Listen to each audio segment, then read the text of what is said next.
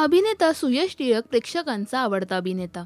अनेक मालिका आणि सिनेमांमध्ये त्याने त्याच्या अभिनयाची जादू दाखवली. तर झी मराठीवरील कारे दुरावा या मालिकेमुळे अभिनेता सुयश टिळक घराघरात पोहोचला. सुयश सोशल मीडियावर सुद्धा खूप ऍक्टिव्ह असतो. नुकताच त्याने सोशल मीडियावर एक व्हिडिओ शेअर केलाय. यात त्याने कार्टून शो मध्ये नेमकं काय दाखवलं जातंय, त्यात वापर होणाऱ्या भाषा, संवाद, शब्दांचा वापर यावर भाष्य केले. ओके, सो मी आत्ताच एका रेस्टॉरंटला गेलो होतो आणि तिथे माझ्या शेजारच्या टेबलवर एक फॅमिली होती, ज्यामध्ये एक लहान 3-4 वर्षाची मुलगी होती.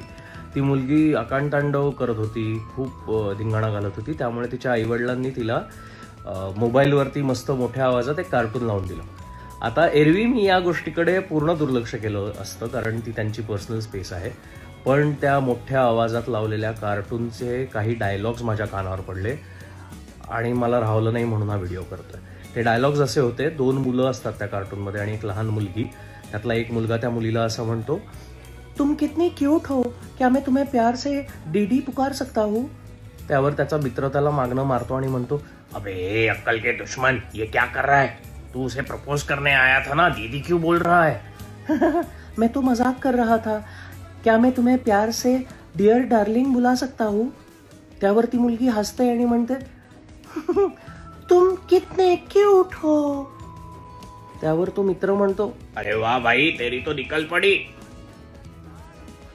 हे अशा आशयाचं कार्टून कोण बनवतंय?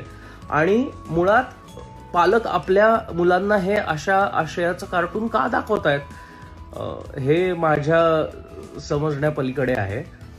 सुयशच्या या व्हिडिओवर कमेंट्स करत अनेकांनी त्याला सपोर्ट केले.